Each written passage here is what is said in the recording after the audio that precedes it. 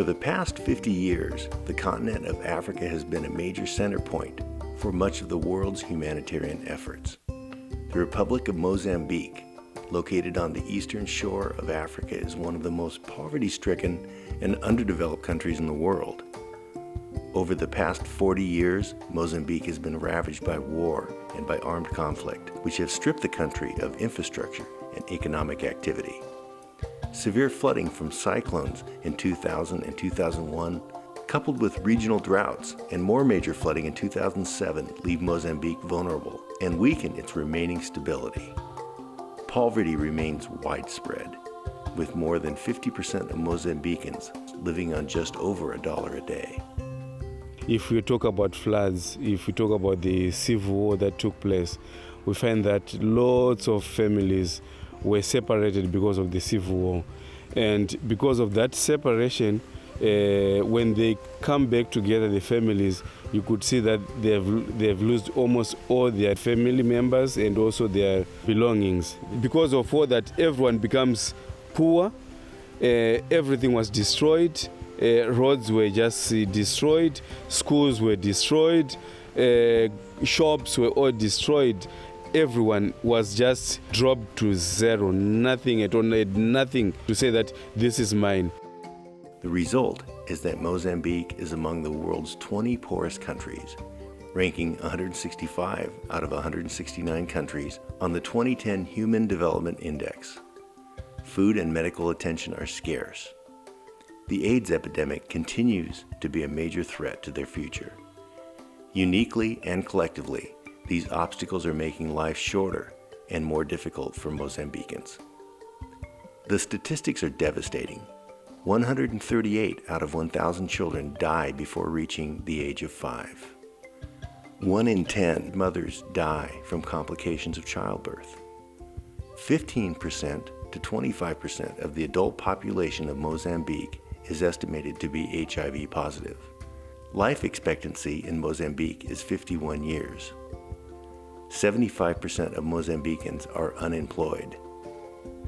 50% of the population is under the age of 18. Only 47% of adults in Mozambique are illiterate. 42% of child mortality under the age of 5 is caused by malaria. Each family survives on an average of $370 a year. Well, Mozambique had for years been at the top or within the top 2 or 3 of the poorest countries in the world by several measurement standards. And so that was very evident to us. And that includes a lot of things. Poverty reaches deep. It does deal with health issues, with high maternal and infant mortality rates. It deals with hunger. It deals with sickness and AIDS. Where we now work in that particular area where we first visited, the HIV infection rate was an incredible 33%. You look around, and that means 1 in 3 adults that you're looking at was HIV positive. That rate has come down a little bit. I think mostly through attrition and death. I think it's down to 25% in that area, but it's still one of the highest infected areas of the world. The child mortality rates in particular were alarming to midwife Cindy Packard. In the year 2002, Cindy traveled to Mozambique with a fellow midwife friend to do what they could do to help. The things that we saw there, it was just hard to fathom. I had worked in developing world countries. We had been in South America and Mexico, and it wasn't anything to compare with what we saw there. We decided on Mozambique because there had been 2 hurricanes that had come through the country, and the whole country was just devastated. And when we researched the countries in Africa, we found that Mozambique was one of the poorest countries in the world according to the Human Suffering Index, and it ranked up there in the top 3 or 4 all the time. And then they had had these recent disasters. And there was an article that showed that there was a baby that had been born in a tree while the devastating flood raged below. And that really touched me as a midwife, and I knew that babies were being born in displacement camps, and I thought maybe I could do something to help. So that's why we decided to go to Mozambique. And we didn't really know where to begin, but the second day in the country, we saw a van, and on the side of the van it said Pro Familia. So we said, well, let's talk to this lady. And as we began to meet with her and talk with her, she said, "My cousin is the Minister of Health, and I'd like to invite you to our house for dinner tonight." So the second night, we're having dinner with the Minister of Health. And the next morning, we went to the Ministry of Health and had a meeting with several of the other people in the council. And he told us that he didn't need me to go deliver babies in a displacement camp. What he needed was for us to help deliver knowledge to the people, life-saving knowledge that they needed that could change their life. Cindy and her husband Blair did extensive research to determine the most effective form of help, a task easier said than done. I remember in all the reading and research that we had done, I found a book, and there was a statement in that book that really gave me hope, and that kind of became the motto for Care for Life.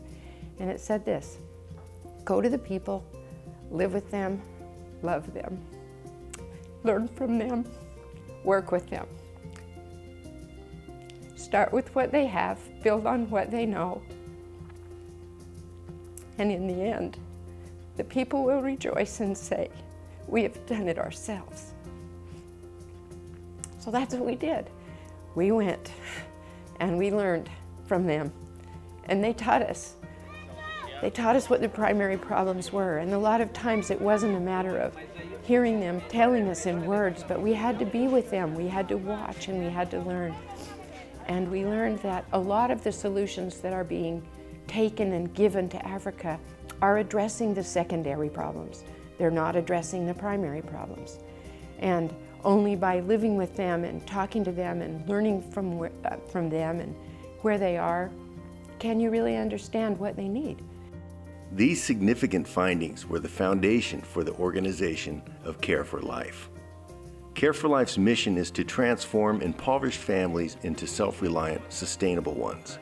What's happened in Africa is so much information has been lost that is normally passed from parent to child because of the wars and the AIDS epidemic, that many families have lost that normal information that's passed from parent to child. And what Care for Life is doing is teaching that information to the parents, to the children, and that information will then continue to be passed on from generation to generation. To accomplish this, Care for Life has developed the Family Preservation Program. This program is implemented at the community level.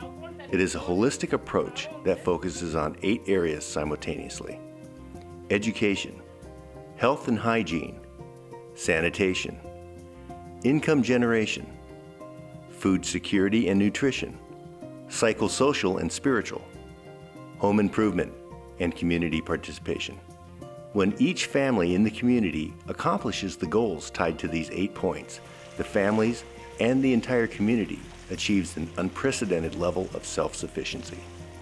Self-sufficiency is one of the major objectives of the Family Preservation Program, and it's essential actually, because when the families are dependent of government or dependent of other NGOs, when they cannot provide for themselves, this is when they become more vulnerable to the problems, to the poverty, to the effects of the poverty. So the objective of the Family Preservation Program is to bring families to a level of independence that they can be not only socially but economically independent, so they can provide for themselves. Since the beginning, we make clear to the community that we are not to give things to them, that we are coming not to provide anything for them, and they should not feel themselves as receivers. So we work with them and not for them. And we never do for them what they can do for themselves. And actually, when they understand that, and understand that we are together with them to help them, and they do the work, we don't take the shovel and do the work for them. They do. They take the shovel. They plant the gardens.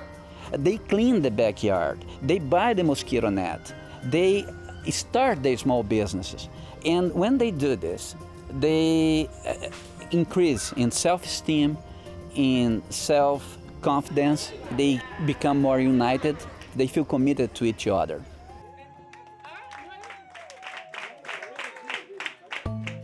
One of the biggest differences between Care for Life and other humanitarian efforts is that Care for Life only assists a village for a limited time. Once the fundamentals have been shared, Care for Life moves on, leaving the village not only to thrive within itself, but also to share its knowledge with its neighbors and surrounding communities. Care for Life is unique in that we have an exit strategy for our communities. When we go into a community, we only plan to be there for 30 months.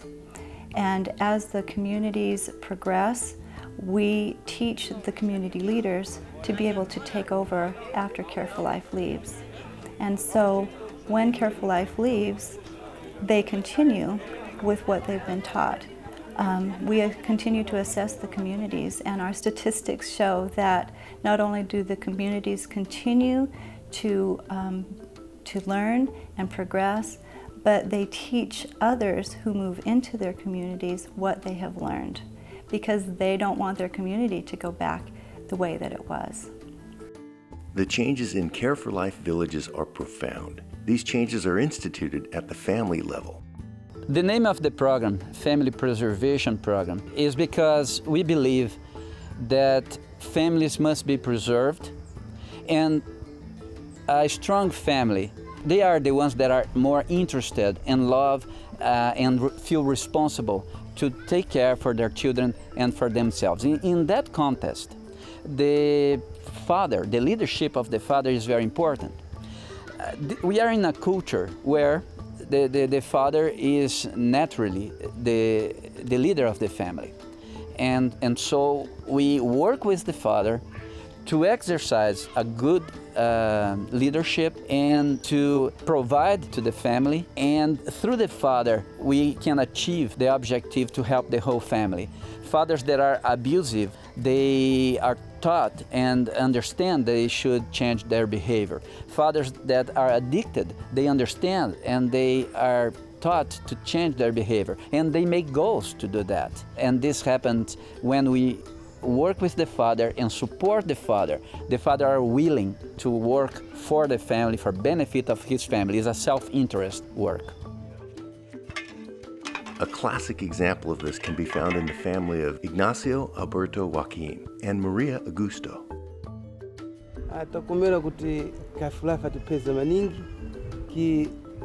Before I was living in this house, and then through the goals that they have accomplished, I was able to start building this new house, and now I have a business. I sell pigs and also the vegetables that I plant in my garden.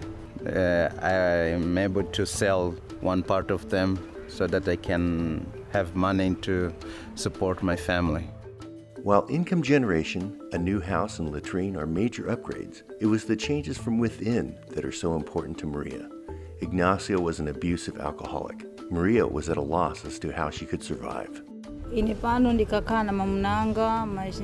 My husband used to beat me a lot, and then Care for Life when we came here, the field officers gave lessons us. Now life is changing. He's no longer beating me. I'm very happy because now I'm living good with my husband. One of the first areas of concern for Care for Life to address in villages is that of sanitation and safe drinking water. Like so many other aspects of the Family Preservation Program, these 2 points are deeply intertwined with one another. Many have lived for decades with constant gastrointestinal problems, including diarrhea, and simply didn't know there could be another way of life. People were not aware, looking where could go and doing defecations, because there was no more toilets, and each and every body was just going to the railway. Some of them were just going to the bush. What Care for Life has done was first to explain the impact of making defecation everywhere. It was very dangerous. The idea of Care for Life was just educating people to make the bricks toilets. That's the toilets which you are seeing. The building of latrines couples with building wells in the quest for secure, safe drinking water. This is a revelation to many people that the reason they're sick is because they're drinking water from an unclean source. Even the very fact of bacteria and things like that, we have to teach them about that. And when they learn that, and they learn that just a few drops of a chlorine bleach will clean the water, and that can be bought for pennies, it changes everything about their life. To us, we can't even understand what it would be like to live without clean water, because it's not something that we do. We turn on the tap, water comes out, we don't even think about it. But there, to get water, they may have to spend 20 hours a week just hauling water from an unclean water source. So to be able to teach them to go down deep, to get clean water, to treat it, it's changes their life completely. The village of Yamatanda was typical of other villages in the region in that water was a precious commodity. Care for Life shared with them the technology for building wells, and again, lives were radically changed. Yamatanda have been for decades known by the problem of drought here. When we came here first time, actually there was none of the families have planted a garden because of the problem with drought. These people, they used to walk more than 1 hour to get water from other places and pay for that water. And so there was this project. This community is divided in 8 zones. Each zone decided to build 2 wells, and only 1 zone failed, and just half of the zone. So you have 15 wells built here in 3 months, a year and a half ago, and now they have wells like this in the whole community. And because of that, we have almost half of the families that live in this community planting gardens like this one, and many others that you see here. So the production of gardening happen because we have water, good water that they can drink and also take care of their gardens. Now the people of Yamatanda not only have clean water for themselves and their gardens, they also sell water and vegetables to neighboring villages for income generation. For many in Mozambique, fulfilling the basic Care for Life goal of planting a garden can be a liberating, life-changing accomplishment. Rosa Pasori and her grandson Fernando struggled under the burdens of severe poverty since the passing of Rosa's husband 11 years ago. As the sole provider for herself and Fernando, planting a family garden proved to be the key to breaking the bonds of poverty. I learned how to do a garden from Mr. George Monga. He's a supervisor at Care for Life. I learned how to make some vegetables, lettuce, tomatoes, and other products, and how to prevent, to guide from insects and other pests. Now my garden is very big, and I'm preparing to sell other vegetables. That man can help me to buy what I need here at home. In my zone, I've got 18 families. Out of 18, 7 are doing gardens also, like me.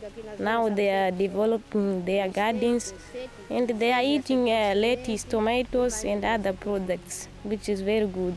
Rosa has been exceptionally successful with her gardening, to the point that she is now the gardening specialist for the village, offering gardening lessons and advice to others.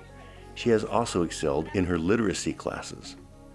Literacy and education are key points of focus in the Family Preservation Program, but they are only part of the total solution.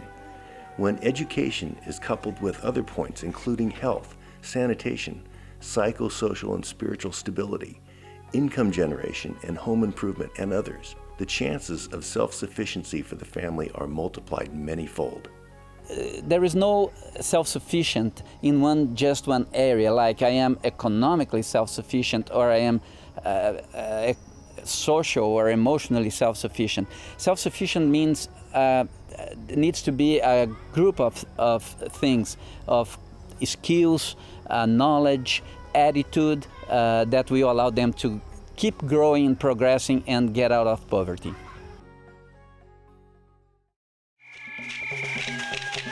A major emphasis in the family preservation program is the setting of goals.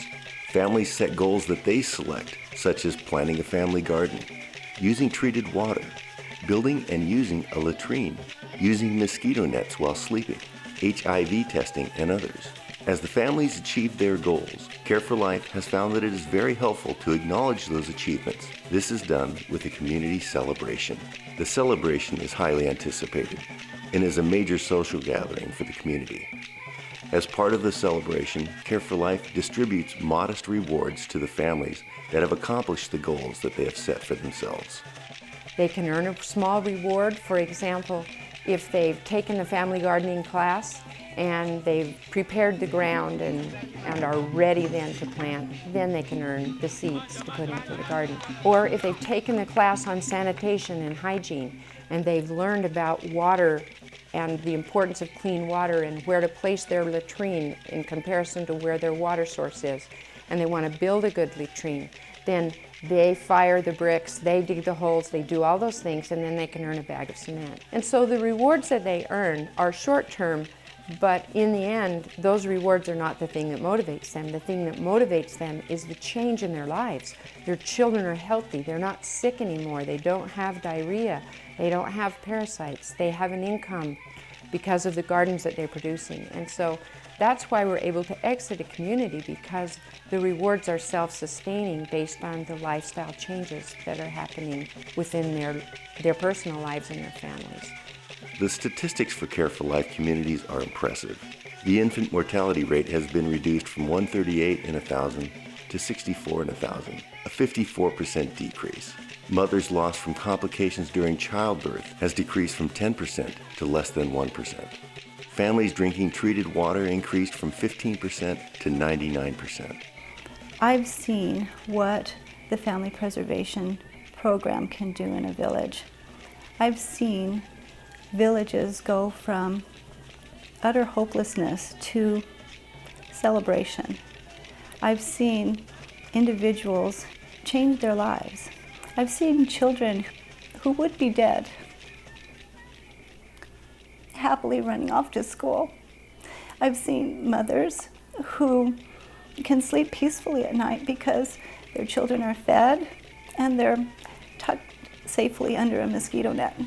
I've seen fathers who can take pride in the choices that they're making for their family. And I know that what Care for Life is accomplishing is saving lives.